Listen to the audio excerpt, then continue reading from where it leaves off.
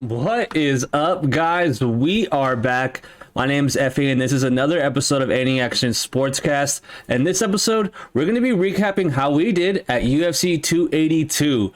An absolutely wild night of fights. The first 10 fights, 10 finishes, and then followed by two extremely controversial decisions, which we'll get into.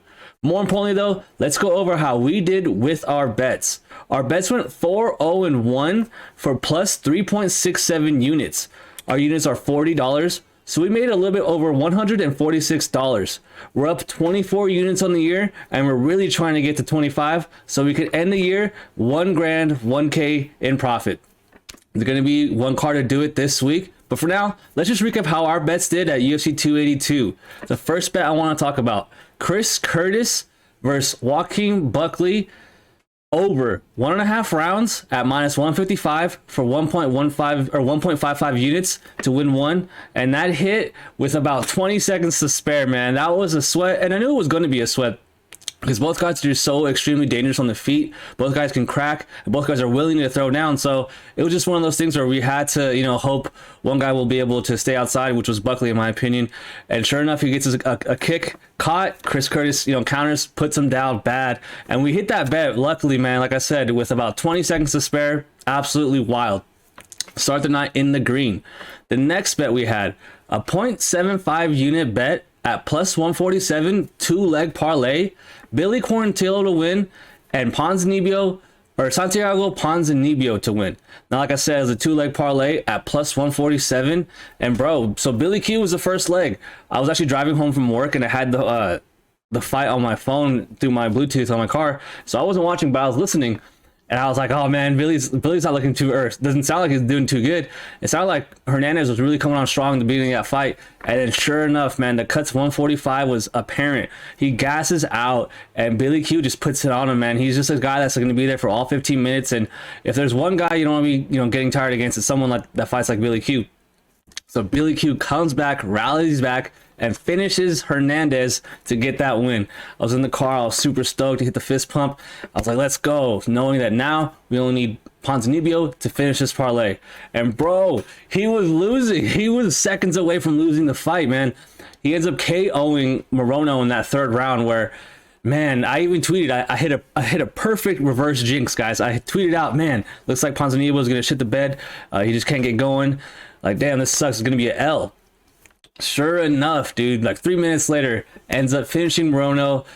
Sucks to see, man. Hats off to him taking this short notice fight. But you can just tell, I mean, look at the guy's physique. He just wasn't in fight ready mode. Had to be a catch weight, couldn't cut all the way down. So, yeah, man, gets put out in the third round. His winning streak comes to an end, and we hit that parlay for positive 1.10 units on that. So at that point in the night, we're up 2.10 units. And now the next leg. Now, this is kind of sad. Dricus du Plessis, we had minus 140, 1.4 units to win one over Darren Till. Now, that first round, absolute pure domination. Multiple times I thought the ref was going to call the fight. He didn't. And going into the second round, I was like, oh man, this is actually like bad, because he might have just gassed himself out going for that kill there. And sure enough, that's almost exactly what happened. Darren Till is actually the fresher fighter in that second round, and du Plessis starts to fade. And I'm like, oh boy, here we go. Like, we were just seconds away from getting a finish there. Like, what is going on? But luckily, guys, Darren Till's takedown defense is so bad that he ended up losing the fight. Man, there was one point, and I tweeted this as well, where Till punches Dricus into the cage so hard, Dricus like bounces off the cage and into a takedown on Till, like using the momentum off the cage after getting punched. Absolutely terrible, man. I honestly think that you could be knocked out or getting knocked out and still land a takedown on Darren Till. It's absurd, especially with all that training that you've been hearing him doing with Khamzat Chimaev. You would expect to see a little bit of improvement. I mean, guys, he's 29 years old. People throwing out the retirement talk, but man, terrible, sad to see from Till, but super happy, super clutch by Dricus there to cash for us for another unit profit, putting us at 3.10 units profit going in to the co-main event. Now, let me get my do right. Oh, Paddy Pimblett versus Jared Gordon. Okay, so we had Paddy the Baddy on a parlay. We had him parlayed with Magomed Ankalaev, the co-main and main event, parlayed together for 1.25 units at plus 1.01 odds. And So yeah, Patty's the first leg, and dude, guys, after 2 rounds, I I thought Jared was 1 round away from winning the fight, and that Patty needed a finish to win. I figured he was down 2 rounds to 0 going into that third round, and that third round was extremely close with essentially nothing happening, no damages being struck, a lot of control time along the cage for Gordon. But he didn't do enough damage for me to clearly win that round. And so I actually don't blame anyone out there for giving that round 3 to Patty. Now, this is where it gets interesting, because that means that judges saw, or someone out there, 29-27, had him winning one of the first 2 rounds. And I just don't see it. I had Patty, if anything, winning the third, and if anything, winning the second. But for judges to give round 1 to Patty Pimblett is mind-blowing, guys. I know the criteria is damage. The first thing is damage, but man, unless Patty's head was damaging Jared's hand because he kept landing on it, I don't know how you could give that round to Patty Pimblett. I was stunned at the scorecards when they came out. But I will say, man, in the moment, I was like, this is absolutely terrible. What are we doing? Like, just downright garbage. Like, he got robbed, he got jobbed. I feel terrible for Jared. I still feel terrible for him. But looking back, I still haven't rewatched the fight, but now that a couple of days have passed, I mean, if it would have been 30-27 Patty Pimblett, then I mean that's outrageous.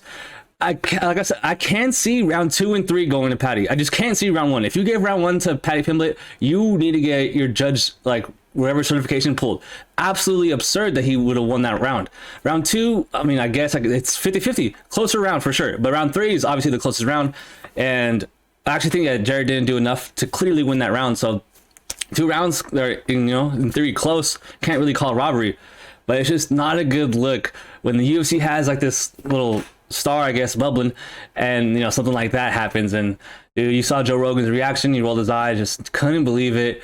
You hate to see it, but not really if you're a Patty the Batty fan or had money on him, like we did, guys. So at that moment, the first leg of the 2-leg parlay hits. So now we only need Magomed Ankalaev to hit, which we had a significant position on.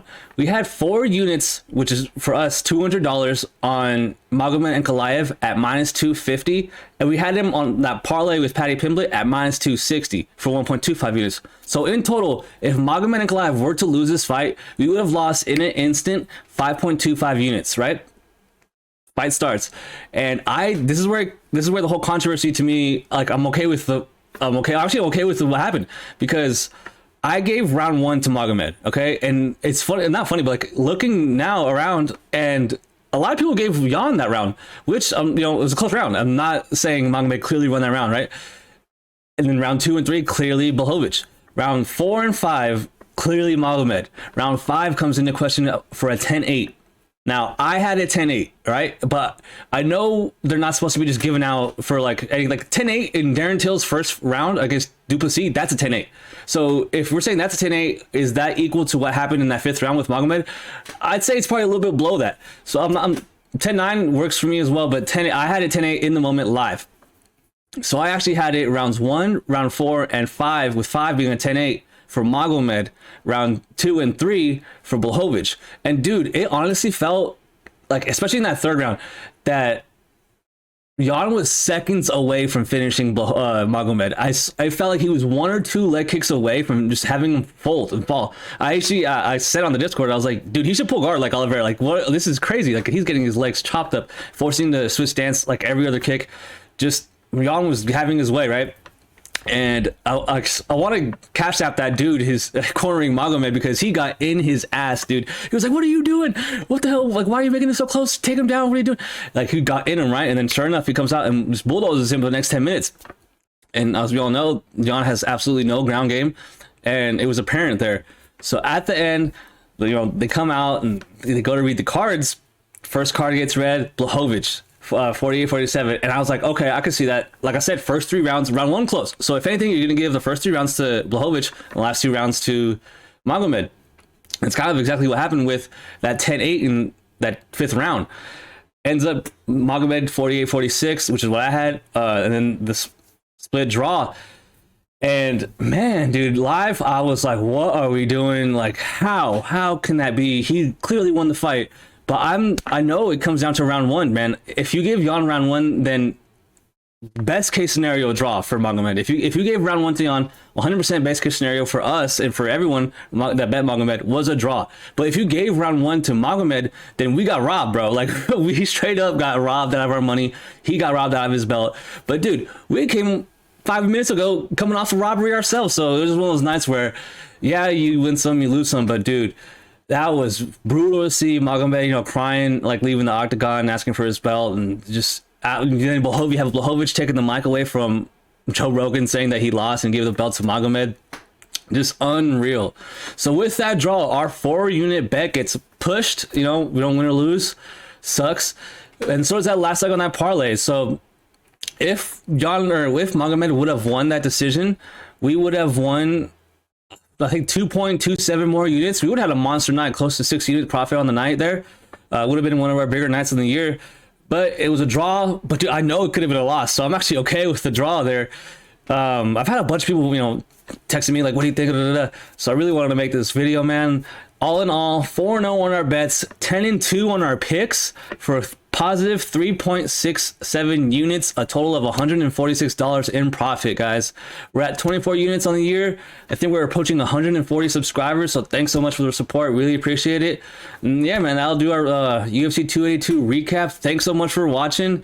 If you hit the embedded, look out for us. Me and my boy Marn actually made it to the embedded there as a Pimblets, so check that out. And yeah, man, let me know what you think about the fights in the comments, and we'll see you this week for the last card of the year. And I actually haven't taped any of this card at all. I actually just now looked at it for the first time a couple minutes ago, and it's stacked, dude. This is actually a really, really stacked fight card to end the year on. So I'm actually really excited to get into the tape study. So I'll wrap it up with that, man. Thanks so much. Leave a comment, hit that like button, hit that subscribe button, and good luck with your bets this week, man. Peace.